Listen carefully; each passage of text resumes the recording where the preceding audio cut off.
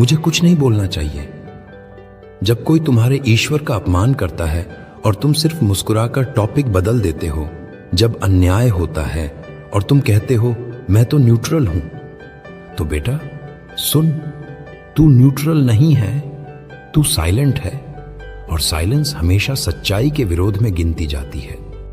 मैंने पीटर को 3 बार इनकार करते देखा था, और वो भीड़ का हिस्सा नहीं था। वो सिर्फ चुप था, वो सिर्फ डर रहा था, वो सिर्फ बचना चाहता था। और फिर उसने रो रो कर कहा, मैंने अपने प्रभु को इनकार किया। अगर आज तुम्हारे वर्क प्लेस में, तुम्हारे सोशल सर्कल में, तुम्हारी फैमिली में मेरा नाम हंसी का कारण बन गया है और तुम वहां मौजूद होकर भी कुछ नहीं कहते, तो याद रखो, तुम्हारा साइलेंस गवाही बन चुका है।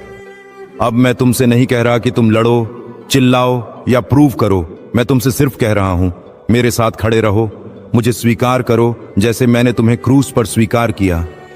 जो बात सत्य है वो भीड़ से अप्रूवल नहीं मांगती, वो बस खड़ी रहती है, अकेली सही लेकिन आत्मा से भरी हुई। अब मैं तुमसे पूछता हूं, क्या तुम चुप रहोगे जब अगली बार मेरी शिक्षाओं का मजाक उड़ाया जाएगा? क्या तुम चुप रहोगे जब तुम्हारे आसपास आत्माएं खो रही होंगी? या तुम कहोगे मैं यीशु का हूं और मुझे लज्जा नहीं? अगला दर्पण, अगली दरार वो चीज है जिससे तुम हंसते हो और जो तुम्हारे दिल को मार रही है, तुम्हारा मनोरंजन। मैंने तुम्हें हंसने के लिए बनाया था, मैंने तुम्हें आनंद के लिए रचा था।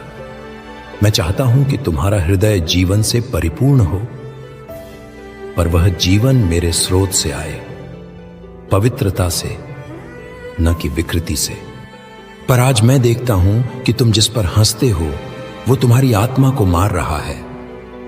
तुम्हारा स्क्रीन, जहां तुम हर रोज कुछ हल्का फुल्का देखने जाते हो, वहीं वो स्थान बन गया है जहां तुम्हारी आत्मा रोज रोज मर रही है। भजन संहिता 121:3 में दाऊद ने कहा, मैं निकम्मी बात को अपनी आंखों के सामने न लाऊंगा।